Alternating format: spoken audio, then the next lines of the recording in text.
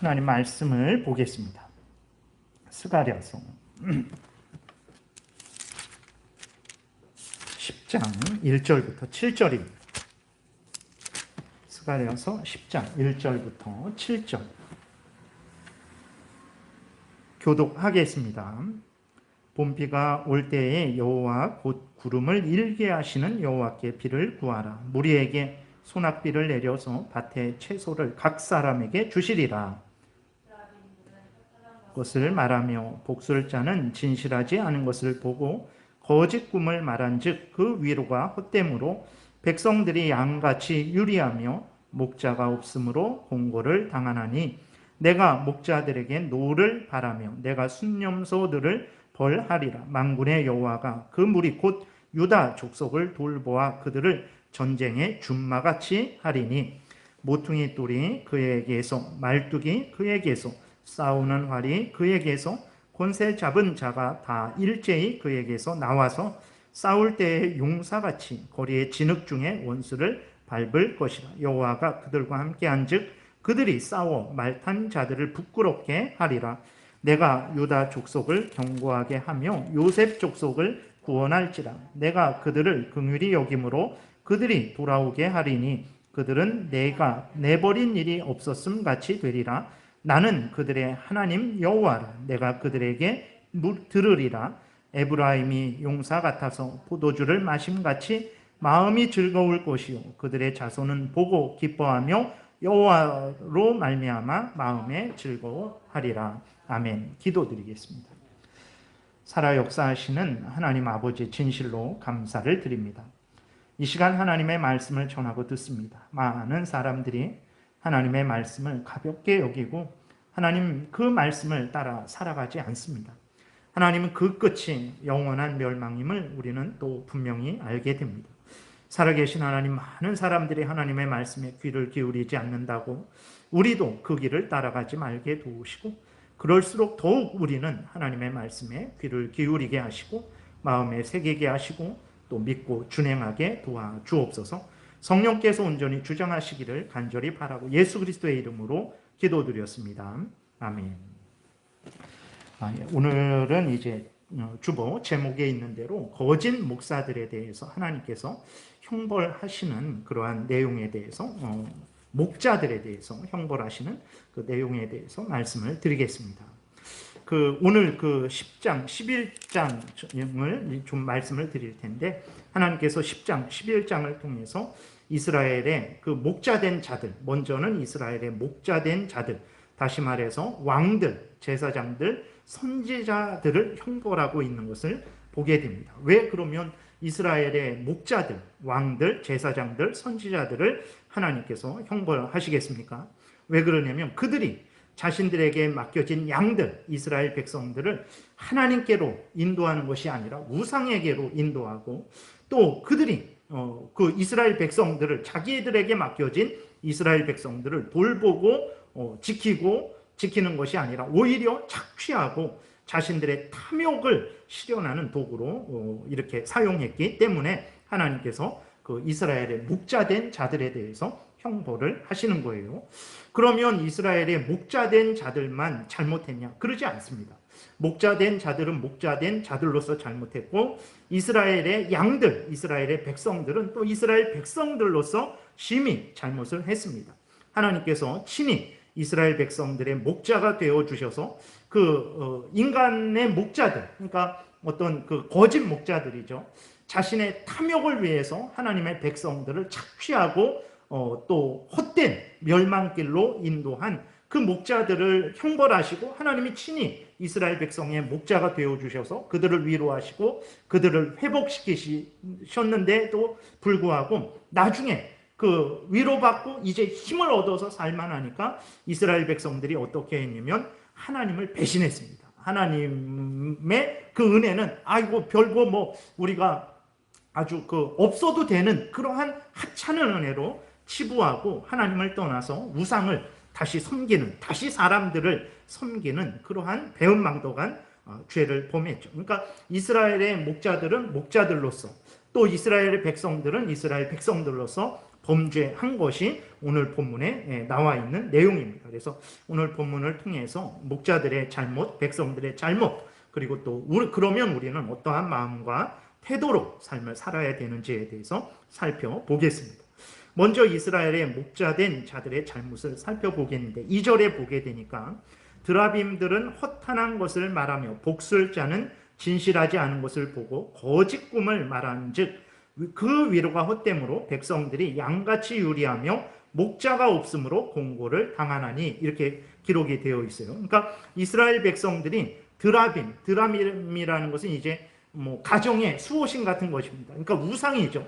가정에 이렇게 어떤 불상 같은 것이나 뭐 다른 어떤 형상을 우상을 만들어서 집에 세워놓는 거죠. 그것이 우리 집을 지켜주는 것이다 라고 생각하는 그러한 우상을 말하는 거예요. 그러니까 이스라엘 백성들이 그 우상을 의지하고 있는 것입니다. 그리고 이스라엘 백성들이 복술자라는 것은 점쟁이를 말하는 거예요. 점치는 자들의 그 거짓된 말, 거짓된 꿈에 그 꿈을 이야기를 듣고 그 복술자들, 점치는 자들의 거짓된 말, 거짓된 꿈을 따라가는 거예요. 그래서 결국은 어떻게 됩니까? 그 위로가, 그렇죠. 드라빔을 통한 위로, 점치는 자들의 거짓말을 통한 위로, 점치는 자들의 헛된 그 망상의 꿈을 통한 위로가 무슨 위로가 되겠습니까? 헛된 위로가 되는 거죠. 그러니까 이스라엘 백성들이 유리하는 거예요. 그래서 어디에서 풀을 뜯어 먹어야 되는지, 푸른 초장, 맑은 시냇물가로 가지 못하고 방황하고 굶주려서 헤매이는 그런 상태가 된 거거든요. 그러면 왜 이스라엘 백성들이 드라빔을 의지하고 이스라엘 백성들이 그 복술자들, 점치는 점쟁이들을 의지했겠습니까? 그것은 이스라엘의 목자들, 선지자들, 제사장들, 왕들이 하나님께로 인도하지 않은 거예요. 그 책임을 맡은 자들이 하나님께로 인도하지 않고 우상에게로 인도하고 거짓된 세상 사람에게로 인도하고 아니면 그냥 너희들 알아서 살아라 하고 그렇게 내팽겨쳐 버렸기 때문에 이스라엘 백성들이 그 하나님을 향하지 않고 또 그 헛된 점쟁이들을 따라가고 우상들을 의지하는 그러한 잘못된 삶을 살게 되었던 것입니다. 그러면 그 선지자들, 제사장들, 왕들의 잘못을 살펴보겠습니다. 먼저 선지자들이 하나님의 말씀을 증거해서 하나님의 말씀을 따라서 살도록 이스라엘 백성들을 인도했어야 되는데 선지자들이 하나님의 말씀을 증거하지 않는 거예요. 그러니까 점치는 자들이라는 것은 무당 같은 자들입니다. 오늘날 무당 같은 자들이거든요. 그러한 무당 같은 자들에게로 인도하고 무당이 한 말을 자기도 하는 거예요. 그 무당에게서 듣고 무당이 한 말을 이스라엘 백성들에게 전하고 사악한 이방 우상을 섬기게 하는 그러한 일을 한 거예요. 그러니까 이스라엘 백성들이 그 선지자들이 말하니까 오늘날 예를 들어서 제가 여러분들에게 그러한 말을 할 때에 그래도 목사님이 말씀하시니까 이러한 차원으로 생각을 하게 되는 거죠. 이스라엘 백성들도 그래도 선지자가 말하니까 하면서 그 선지자가 말하는 그 헛되고 그러한 미련하고 사악한 말을 따라갔던 것입니다. 그리고 선지자들 자신들도 에스겔서나 뭐 이사야서나 예레미야서나 이렇게 보게 되면 하나님의 말을 전하는 게 아니라 자기 개인 생각을 전하는 거예요. 또 어떤 점쟁이들만 꿈 이야기를 하는 것이 아니라 선지자들도 자기가 꾼 꿈, 하나님이 알려주신 것을 전하면 괜찮은데 하나님이 알려주시지도 않고 자기가 그냥 개인적으로 꾼 꿈을 전하는 거예요. 그렇게 정말 선지자들이 하나님의 말씀을 전하는 본분을 하지 않고 사탄의 말, 귀신의 말, 점쟁이들의 말, 인간 세상의 말을 이스라엘 백성들에게 전했던 거예요. 그러니까 이스라엘 백성들이 그 말을 듣고 헛된 우상을 의지하고 헛된 점쟁이를 의지하고 멸망길로 달려가게 됐던 것입니다. 제사장들도 마찬가지예요. 하나님 앞에서 제사를 드리면서 이스라엘 백성들로 하여금 그 죄를 회개케 하고 또 하나님이 주시는 그 은혜를 깨닫게 하고 용서를 받게 해서 하나님으로 인해 기뻐하고 즐거워하게 해야 되는 일들을 소홀히 했던 거예요. 그런 일들을 전혀 하지 않았어요. 제사장들은 어떻게 했습니까? 우리가 잠깐 그 비슷한 시대에 그 말라기서 선지자를 보게 되면 1장 6절부터 제사장들이 어떤 마음과 태도로 하나님께 제사를 드렸는지 이스라엘 백성들이 하나님 앞에 제사 드리러 나올 때에 어떤 마음과 태도로 그 이스라엘 백성들을 인도했는지를 우리가 알게 됩니다. 1장 6절부터 보게 되니까 제가 8절까지 읽어드리겠습니다.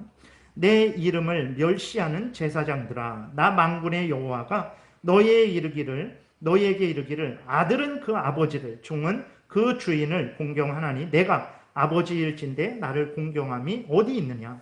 내가 주인일진데 나를 두려워함이 어디 있느냐? 하나 너희는 이르기를 우리가 어떻게 주의 이름을 멸시하였나이까 하는도다. 너희가 더러운 떡을 나의 제단에 드리고도 말하기를 우리가 어떻게 주를 더럽게 하였나이까 하는도다. 이는 너희가 여호와의 식탁은 경멸히 여길 것이라 말하기 때문이라. 만군의 여호와가 이르노라. 너희가 눈먼 희생 제물을 바치는 것이 어찌 악하지 아니하며 저는 것 병든 것을 드리는 것이 어찌 악하지 아니하냐. 이제 그것을 너희 총독에게 드려보라. 그가 너를 기뻐하겠으며 너를 받아주겠느냐? 무슨 말입니까? 제사장들이 하나님께 제사를 드리는데 아침 저녁으로 제사를 드립니다. 매 안식일마다 제사를 드립니다. 그리고 매 절기마다 하나님 앞에 제사를 드려요. 그리고 이스라엘 백성들이 하나님 앞에 나와서 죄를 지은 것을 용서받기 위해서 속죄제를 드리고 또 여러 가지 감사 제물을 드리고 그러한 모든 일들을 할 때에 제사장들이 돕는 거예요. 근데 그럴 때에 어떤 마음과 태도로 그 제사를 주관하고 있습니까? 하나님을 경외하는 마음이 전혀 없어요. 하나님을 사랑하는 마음이 전혀 없습니다. 마음과 뜻과 정성과 목숨을 다하는 마음이 전혀 없어요. 제사장들이 하나님 앞에 제사를 드리는 일들을 아침 저녁으로 하고 매 안식일마다 하고 절기마다 하고 이스라엘 백성들이 와서 하나님께 제사를 드릴 때마다 하는데 그 제사장들의 마음이 하나님 앞에서 이 일 행하는 것을 지겨워하는 거예요. 마지못해 하고 형식적으로 하고 그리고 하나님께 드리는 제물들도 감사함으로 기쁨으로 가장 좋은 것으로 하나님께 드리는 것이 아니라 사람도 받지 않는 그러한 하찮은 것으로 억지로 마지못해 형식적으로 제사를 드리는 거예요. 이 제사가 언제 끝날까? 이 안식일이 언제 끝날까? 아, 지겹다. 제발 이 빨리 안식일이 지나가서 월요일부터 이렇게 편안하게 좀 실컷 쉬었으면 좋겠다. 이러한 마음과 태도로 하나님 앞에 제사를 드린 거예요. 그러니까 그러한 제사장들의 도움을 받아서 하나님과 화목해야 되는 이스라엘 백성들이 전혀 그런 하나님의 은혜를 누리지 못하는 거죠. 그러니까 이스라엘 백성들이 헛된 길로 잘못된 길로 빠지게 되는 것입니다. 왕들은 또 어땠습니까? 다를 바 하나도 없었어요. 공의를 행하지 않습니다. 악인들을 벌 주고 선인들에 대해서 상을 줘야 되는데 오히려 악을 옳다 그리고 선을 악하다라고 말하고 선을 행한 자들을 미워하고 버리고 악을 행하는 자들과 함께 하는 거죠. 왜 그렇습니까? 악을 행하는 자들로부터 자기가 도움을 얻고 서로 뇌물을 받고 그러한 온갖 악을 행하는 데 있어서 함께 한편이니까 오히려 악을 행하는 자들을 옳다 하는 거예요. 그리고 또 어떻게 합니까? 이스라엘 백성들을 도구로 삼아서 자신들의 탐욕을 채우는 거예요. 백성들을 왕이면 이끌고 나아가서 하나님을 향해 나아가야 되는데 오히려 우상에게로 역시 그 왕들도 우상숭배하니까 왕이 우상숭배하니까 그 밑에 있는 신하들 백성들도 다 따라서 우상을 숭배하게 되는 거죠. 백성들을 적군들로부터 보호하는 것이 아니라 오히려 적군들의 먹이로 던져 그러한 악을 행했던 거예요. 그러니까 우리가 그 소선지서들을 이렇게 볼 때에 이 선지자들, 그 다음에 제사장들, 왕들이 앞에서 말씀드렸던 것과 같은 온갖 죄악을 행했던 거예요. 그러니까 이러한 죄악을 행하는 것을 보면서 하나님께서 말씀하시기를 이스라엘에게 목자가 없다 그런 거예요. 이스라엘에게는 항상 목자가 있었습니다. 항상 왕이 있었고 항상 선지자가 있었고 항상 제사장이 있었어요. 근데 하나님은 목자가 없어서 이스라엘 백성들이 이렇게 유리하고 고통스러운 고통을 당하는구나 말씀하셨어요. 왜 왕과 선지자, 제사장 그 목자들이 항상 있었는데 왜 없다라고 말씀을 하십니까? 있어봤자 없는 것보다 나은 것이 하나도 없는 거예요. 오히려 없는 게 더 나은 거예요.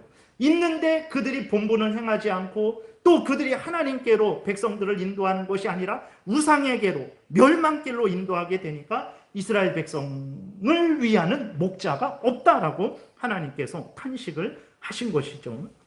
이러한 죄악들은 오늘날도 변함없습니다. 여전히 동일합니다. 목사면 오늘날에 저도 목사지만 저도 저도 포함해서 말씀을 드리는 거예요. 하나님의 말씀을 온전히 증거해서 성도로 하여금 하나님을 바라보게 해야 되는데 그 일을 목숨을 걸고 마음과 뜻과 정성을 다해서 행하는 목사들이 적어요. 저도 부끄러운 모습인 것을 보게 되죠. 또 목사가 사람의 말을 전합니다. 세상의 말을 전해요.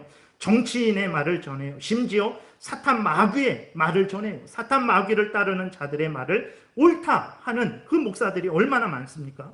불교에도 구원이 있고 그 다음에 무당이 굿하는 것을요 뭐라고 말을 하냐면 성령의 역사라고 말하는 사람들이 있습니다. 그것이 종교통합운동을 하는 그것이 WCC 그거 몇 사람만 하는 거 아닙니까? 아닙니다. 그 2013년 13년도에 그 부산에서 WCC 총회가 일어날 때 그 이후로 한국교회는 심각하게 타락할 것이다. 한국교회는 심각하게 어려워질 것이다 그랬는데 불과 10년이 지나지 않아서 10년 후면 그럴 것이다 그랬는데 10년도 지나지 않아서 지금 대한민국의 교회는 심히 정말 이렇게 풍전등화와 같은 그러한 상황이 되어버린 것이죠. 그러니까 그 WCC 총회에 소속된 사람들이 무슨 말을 하냐면 불교에도 구원이 있고 이슬람교에도 구원이 있고 무당에게도 구원이 있고 심지어 무당이 굿하는 것을 보고 그 귀신에 사로잡혀서 그렇게 하는 것인데 그것을 뭐라고 말하냐면 성령의 역사라고 말을 해요. 정말로 그랬습니다. 그러한 자들을 우리나라로 데리고 와서 그 악행을 하게 한 장본인이 누굽니까? 명성교회의 김사만 목사님이에요. 그분이 징계를 받았습니까? 아니에요. 오히려 존중을 받고 존경을 받고 수많은 사람들이 그 사람을 따르고 있는 것을 보게 됩니다. 정말 상황이 이래요. 그러니까 스가랴서를 읽으면서 아니 어떻게 선지자가 제사장이 왕이 우상에게로 그 이스라엘 백성들을 이끌어 갈까? 근데 이해가 안 가잖아요. 어떻게 그럴 수 있을까? 근데 오늘 보세요. 그 불교에도 구원이 있고 무당이 굿하는 것을 성령의 역사라고 신성모독적인 말을 하는 그 악한 사상을 가진 사람들을 우리나라로 데리고 와서 그 부산에서 불교인들, 무당들, 온갖 잡다한 이방신들을 믿는 사람들과 함께 기도하면서 예수님의 이름으로, 부처님의 이름으로, 안라신의 이름으로, 이상한 무당의 이름으로 기도합니다. 아멘 하는 그런 예배를 드리는데 앞장섰던 분이 누굽니까? 명성교회 김사만 목사님. 근데 그분이 어떤 징계도 받지 않고 그분을 따르는 성도님들이 이것은 잘못됐습니다 라고 말하지 않아요. 여전히 그분을 따르고 있는 것을 보게 됩니다. 세상에 이래요. 그러니까 그때나 지금이나 어떻게 저럴 수 있을까 그렇지만 우리가 주변을 살펴보게 되면 여전히 그러한 일들이 많은 거죠. 엊그제 신문을 보게 되니까 동성애를 옹호하는 목사를 그 교회에서 협력 목사로 받아들였어요. 그러니까 동성애를 옹호하는 목사를 이렇게 협력 목사로 받아들이고 또 여자 목사를 그 협력 목사로 받아들였어요. 근데 그 교단에서는 절대로 동성애는 안 된다. 그리고 여자 목사는 안 된다라는 것을 교단은 처음부터 이제 가지고 있었어요. 그래서 목사가 되는 사람에게 늘 확인을 합니다. 우리 교단은 이러한 믿음을 가지고 있다. 당신은 이러한 믿음을 가지고 있는 우리 교단에서 사역하기를 원하느냐? 목사가 되기를 원하느냐? 우리 교단에서 이렇게 성경 해석하는 것을 믿고 따르느냐? 다 확인을 합니다. 그래서 강도사로 세우고 그 다음에 목사로 세우는 거거든요. 근데 그 앞에서는 다 따릅니다. 성경 해석을 믿습니다. 그래놓고 어느 정도 자리를 잡으니까 어떻게 합니까? 자기가 맹세한 것과 전혀 다르게 동성애 인정하는 목사를 협력 목사로 데리고 오는 거예요. 여자 목사를 협력 목사로 데리고 오는 거예요. 그렇게 되니까 노예에서 그렇게 하면 안 된다. 그 부분에 대해서 빨리 조치해라. 안 합니다. 그렇게 되니까 노예에서 이제 그러면 그 목사들 당장 사임시켜라 라고 했더니 오히려 그 교단을 비난하고 그 다음에 노예를 비난하면서 언론을 이용해서, 신문을, 일간지를 이용해서 그렇게 비난하는 그러한 사람들이 많습니다. 그러니까 거짓말로 맹세하는 거예요. 아, 속으로는 나는 동성애를 인정하고 나는 여자 목사를 인정하고 그렇게 속으로는 하면서 목사가 되기 위해서 아, 저는 그러지 않습니다 라고 해놓고 어느 정도 자리를 잡으니까 이제서는 그 자기 본색을 드러내는 거죠. 그런 거짓된 사람들이 너무나 많은 거예요. 그 사람들의 설교를 들으면서 사람들이 어디로 향하겠습니까? 하나님께로 향하겠습니까? 그러지 않죠. 헛된 우상과 세상과 온갖 잘못된 길로 빠지게 되는 것은 당연한 것이죠. 스가랴 당시에만 목자가 없는 것이 아니라 오늘날도 역시 목자가 없는 거예요. 나라의 지도자들은 어떻습니까? 나라를 보세요. 4년 동안에 집값이 2배 이상이 올랐어요. 이 주변에서. 근데 2배가 올랐는데 그 값이 그냥 낮으면 뭐 2배가 올랐어도 얼마든지 살 수 있죠. 그러나 지금 일반 서민이 도저히 이 서울에서 집을 살 수 없을 정도로 그렇게 올랐어요. 이러한 그 정책을 비판하는 야당도 없습니다. 그들도 비판 안 해요. 국민들은 신경도 쓰지 않죠. 자신들의 기득권만 확보하면 된다라고 말을 하고 있어요. 국민이 죽든 살든 신경 안 써요. 말로는 국민을 위하고 말로는 서민을 위한다지만 정말 지금 서민이 살 수 없는 세상이 됐어요. 집 없는 사람들은 이제 거의 큰일 났습니다. 정말로. 전세도 거의 없고 이런 상황으로 가게 되면 월세를 살아야 되는데 월세가 뭐 적은 월세만 내면 되는데 계속해서 이런 방식으로 이런 상황으로 가게 된다면 월세도 어마어마하게 내게 되는 거죠. 그렇게 되면 정말로 사람이 살 수 없는 세상이 되는 거예요. 근데도 전혀 고치지 않는 거예요. 4년 동안에 어떻게 이렇게 집값을 올리는데 야당에서는 그 부분에 대해서 정말 비판하지도 않는 거예요. 그러니까 의식주는 가장 기본이죠. 그래서 집이 있어야 사람이 안정이 됩니다. 먹는 거 덜 먹으면 되는 거예요. 입는 거 혼옷 입으면 됩니다. 그러나 집은 정말 어떻게 할 수 없는 거예요. 아니 왜 집만 갖고 그래요? 건물 갖고 그러는 사람이 없어요. 진짜 지금은 더 큰 문제가 죄송합니다. 제가 이렇게 정치 얘기 많이 하면 안 된다고 하면서도 하는데 그 당시 왕들이나 지금 지도자들이나 똑같다라는 것을 좀 말씀드리고자 하는 거예요. 그래서 지금 뭐 그 책임을 누구에게 돌립니까? 먼저는 뭐 다주택자에게 돌리다가 이제는 집 없는 서민에게 돌리고 있어요. 그래서 대출을 제한하잖아요. 그 빚이, 나라 빚이 왜 이렇게 많아졌습니까? 그 서민들이 대출받아서 많아졌습니까? 서민들에게는 빚 대출도 많이 안 해줘요. 정말 많이 안 해줍니다. 근데 그 책임을 집 없는 서민들에게 돌려서 집 없는 서민들의 대출을 막는 거예요. 그래서 집 없는 그러한 서민들이 집을 살 수 없게 됐어요. 근데 문제는 뭐냐면 강남 그쪽에서 집을 사는데 한 60% 정도가 현금으로 삽니다. 돈이 많은 사람들은 대출을 안 받아요. 현금으로 집 거래량의 60%가 현금 거래예요. 그러니까 진짜 돈 있는 사람들은 대출을 규제하는 것이 아무런 영향이 없는 거예요. 대출 규제에 직접 영향을 받는 사람들은 누구냐면 지금 돈이 없는 사람들. 은행으로부터 도움을 받지 않으면 아무것도 못하는 사람들만 지금 피해를 받고 있는 거예요. 그러면서 나라의 대통령과 그 정책 입안자들은 이것이 서민을 위하는 것이다 라고 말을 하고 있는 거예요. 참 거짓말도 잘하는 거죠. 또 세상은 어떻습니까? 정치인들 중에서 도덕질을 옳다고 주장하는 정치인들이 얼마나 많은지 모릅니다. 더 큰 문제는 강도질을 행하는 사람들을 옳다고 지원하는 목사와 그리스도인들도 많다라는 거예요. 더더 큰 문제는 무엇입니까? 저 사람들이 도둑질을 하고 도둑질을 인정하는 자들이다 라고 말을 해놓고 그들에게 대항해야 된다라고 하면서 어떻게 합니까? 반대편 도둑놈하고 손잡고 역시 반대편 도둑질을 인정하는 그리스도인들은 또 얼마나 많습니까? 정치라는 것이 완전히 의롭고 순결할 수는 없습니다. 최악을 면하기 위해서 차악을 선택할 수밖에 없는 것이 정치죠.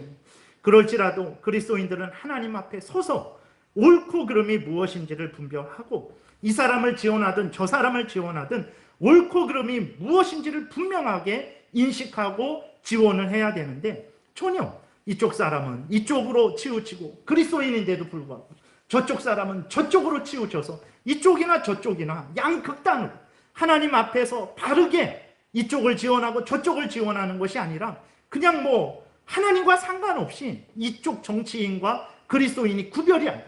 저쪽 정치인과 그리스도인이 구별이 안 되는 상황이죠. 이것이 심각한 오늘날의 문제인 것입니다. 스가랴 당시의 지도자들만 잘못한 게 아니죠. 오늘날의 지도자들도 잘못하고 있는 거예요.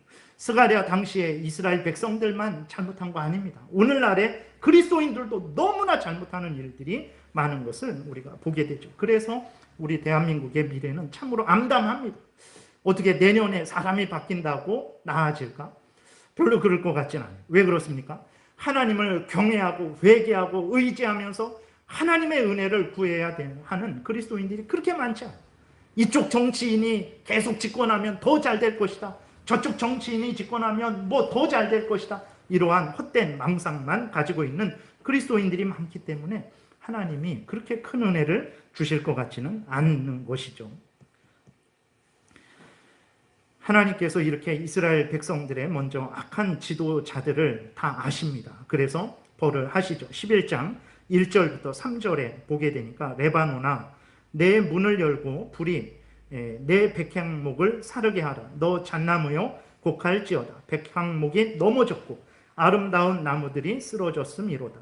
바산의 상수리 나무들아 곡할지어다. 무성한 숲이 엎드려졌도다. 목자들의 곡하는 소리가 나며 그들의 영화로운 것이 쓰러졌음이로다. 어린 사자의 부르짖는 소리가 나며 이는 요단의 자랑이 쓰러졌음이로다. 여기에서 이제 백향목, 잣나무, 아름다운 나무, 바산의 상수리 나무, 이런 것들은 이제 그 이스라엘의 지도자들, 왕들, 그러한 자들에 대한 책망입니다. 11장 8절에 보게 되니까, 한 달 동안에 내가 그 세 목자를 제거하였으니, 하나 둘 셋 이 세 명을 제거했다라는 게 아니라 그러한 거짓된 목자들을 많이 제거했다라는 의미예요. 이는 내 마음에 그들을 싫어하였고 그들의 마음에도 나를 미워하였습니다. 하나님도 그 거짓된 목자들을 싫어했고, 거짓된 목자들도 하나님 그러지 않았어요. 오히려 그들도 하나님을 싫어했다라는 거예요. 이스라엘의 거짓되고 악한 목자들, 탐욕만 채우는 목자들을 하나님이 형벌을 하신 거죠. 오늘날도 이러한 동일한 형벌이 있다라는 것을 우리가 깊이 기억을 해야 됩니다. 그때의 하나님이나 스가랴 당시의 하나님이나 지금의 하나님이나 동일한 하나님이에요. 변함없는 하나님입니다. 하나님을 경외하고 하나님의 명령을 따라서 본분을 다하는 자들을 하나님이 사랑하시고 그들에게 갚아 주시는 것 역시 동일하고, 하나님을 거역하고 본분을 다하지 않고 오히려 정말 악한 우상에게로 이끌고 가는 그러한 거짓된 목자들에 대해서 형벌하시는 것도 오늘도 동일하다는 것을 우리가 분명히 기억을 해야 되는 것입니다. 하나님께서 이렇게 악한 지도자들을 형벌하셨어요. 그리고 하나님께서 이스라엘 백성의 목자가 되어주셨어요. 그러니까 이스라엘 백성의 목자가 있는데 거짓되고 악하니까 하나님이 이들을 제거하셨어요.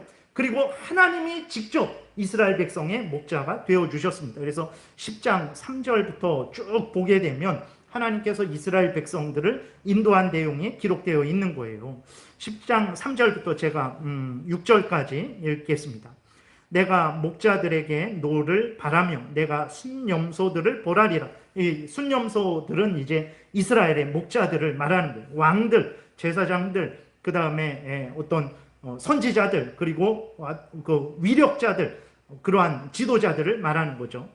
만군의 여호와가 그 무리 곧 유다 족속을 돌보아 그들을 전쟁의 준모와 같게 하리니, 모퉁이 돌이 그에게서, 말뚝이 그에게서, 싸우는 활이 그에게서, 권세 잡은 자가 다 일제히 그에게서 나와서 싸울 때의 용사같이 거리의 진흙 중에 원수를 밟을 것이라. 여호와가 그들과 함께한즉 그들이 싸워 말탄 자들을 부끄럽게 하리라. 내가 유다 족속을 견고하게 하며 요셉 족속을 구원할지라. 유다와 요셉, 그러니까 남북, 북쪽 이스라엘은 그 요셉 족속을 중심으로 해서 있었고, 남쪽 유다는 유다 지파를 중심으로 해서 있었죠. 하나님께서 유다와 요셉을, 남북 이스라엘을, 모든 하나님의 택한 백성들을 돌보신다라는 거예요. 내가 그들을 긍휼히 여김으로 그들이 돌아오게 하리니 그들은 내가 내버린 일이 없었음 같이 되리라. 나는 그들의 하나님 여호와라. 내가 그들에게 들으리라. 하나님께서 거짓된 목자들을 제거하시고 이스라엘 백성들의 친히 목자가 되어 주신 거예요. 그래서 하나님께서 그 거짓된 목자들에게 속아서 정말 착취를 당해서 그 유리하고 먹을 것이 없어서 방황하는, 배고파하는 그러한 이스라엘 백성들이 하나님이 목자가 되어주셔서 쉴만한 물과 푸른 초장으로 인도해 주신 거죠. 이제 이스라엘 백성들이 살게 된 것입니다. 위로를 받고 힘을 얻고 강건하게 됐어요. 근데 이스라엘 백성들이 하나님의 목자 되어주셔서 이러한 은혜를 베푸셨더니 이스라엘 백성들이 어떻게 했습니까? 이스라엘 백성들이 배은망덕하게 하나님을 배반해 버렸어요. 그것이 11장에서 나오고 있는 내용입니다. 근데 그 11장 12절부터 13절에 보게 되면 이 내용이 이제 예수 그리스도에게도 바로 적용되는데, 그 부분은 이제 다음에 말씀을 드리고 그냥 이스라엘 백성들에 한해서만 말씀을 드리겠습니다.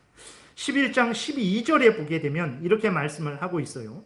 내가 그들에게 이르되 너희가 좋게 여기거든 내 품삯을 내게 주고 그렇지 아니하거든 그만두라. 그들이 곧 은 30개를 달아서 내 품삯을 삼은지라.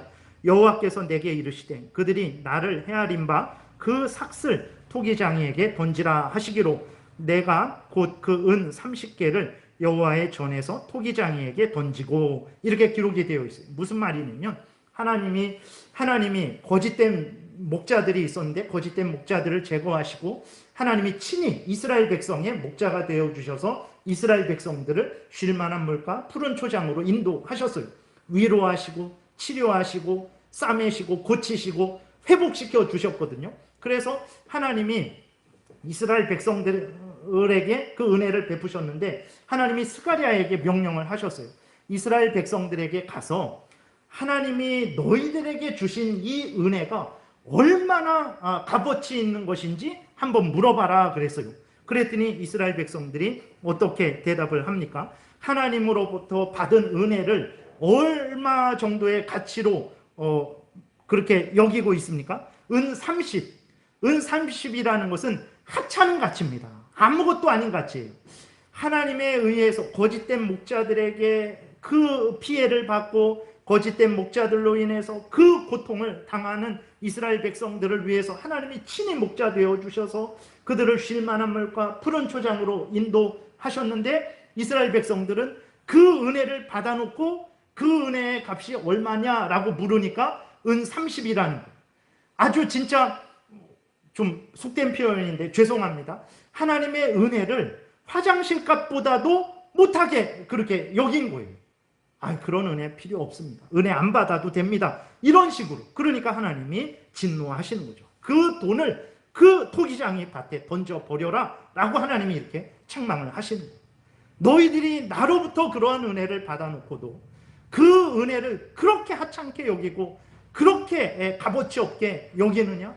너희들이 그렇게 내 은혜를 받은 것을 은 30의 그 정도의 가치로 여기느냐? 이 은 30 받지 않겠다라고 하나님께서 그렇게 하신 거예요.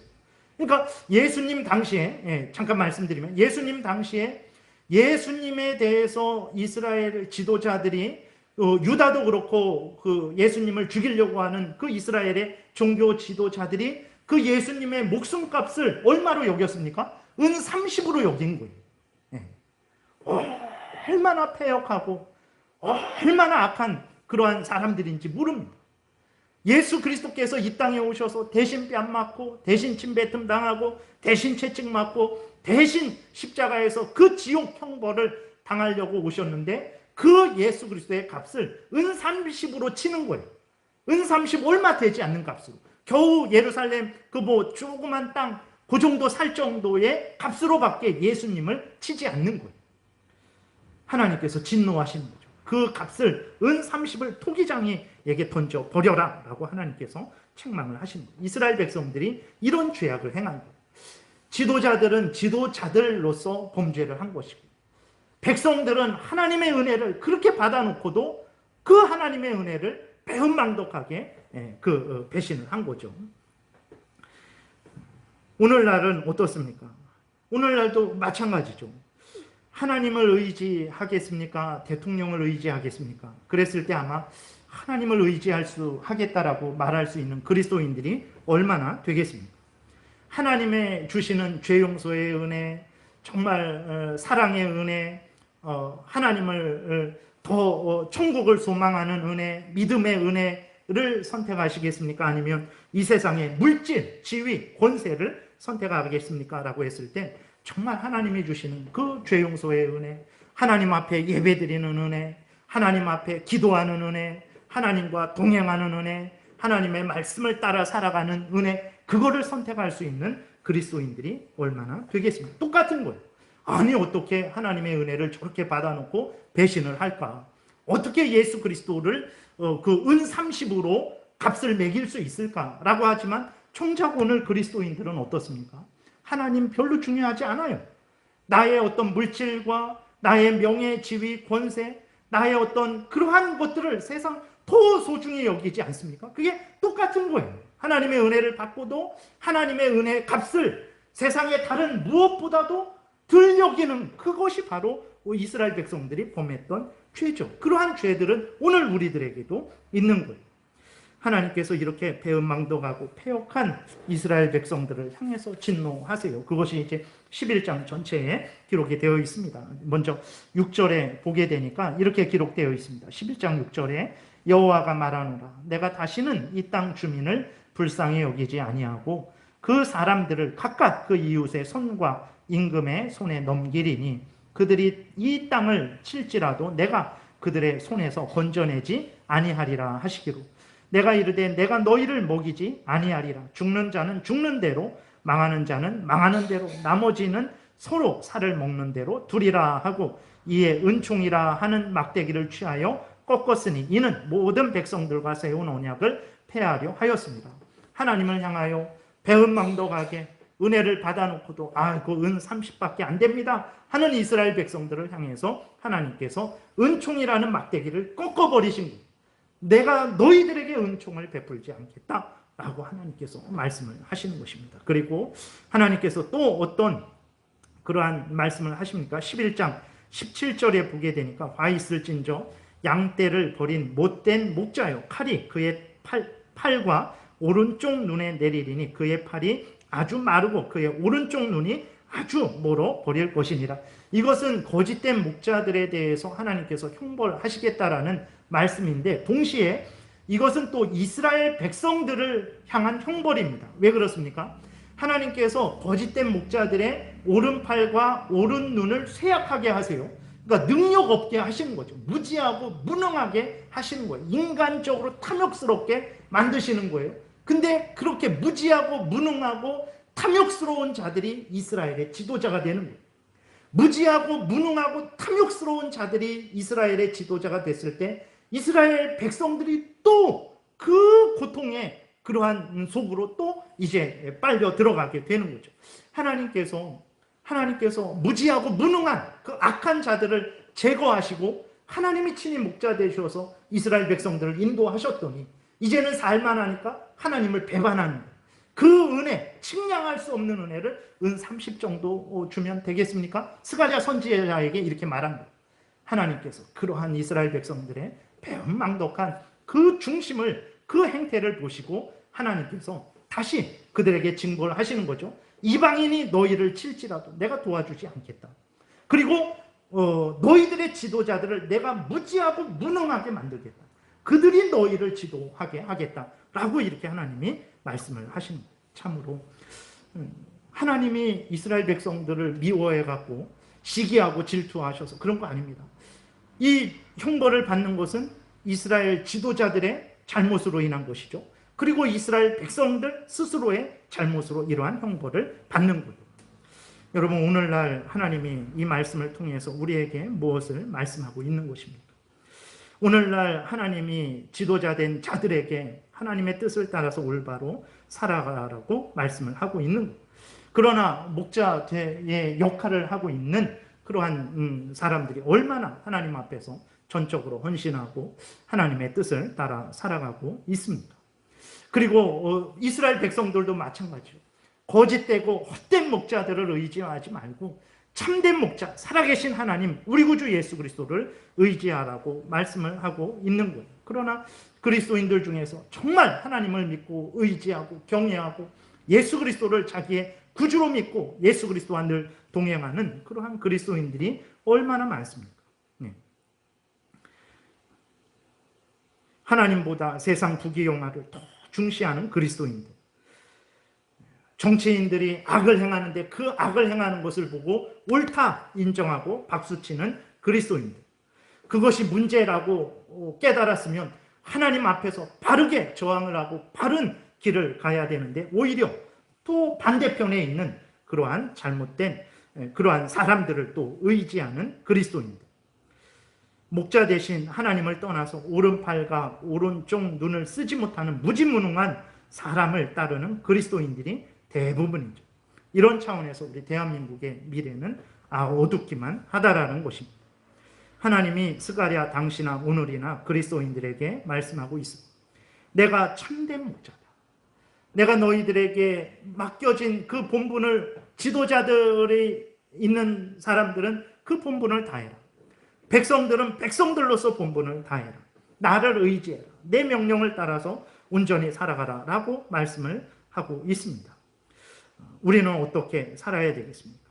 이스라엘 백성들, 스가랴 당시에 그 어리석은 지도자들, 탐욕스러운 지도자들, 무지무능한 지도자들, 그 다음에 그 스가랴 당시에 그 정말 배은망덕한 그 이스라엘 백성들을 우리는 지금 보고 있지 않습니까? 그러면 그들과는 다른 삶을 살라라고 하나님께서 이 말씀을 우리에게 주십니다.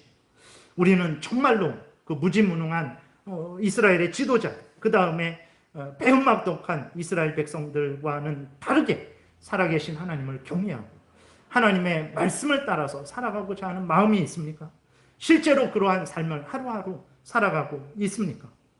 하나님의 간곡한 은혜의 권면에 말씀을 듣고 애통해야 하고 회개하고 하나님만 전적으로 의지하는 백성들이 너무나 적은 오늘날의 상황입니다.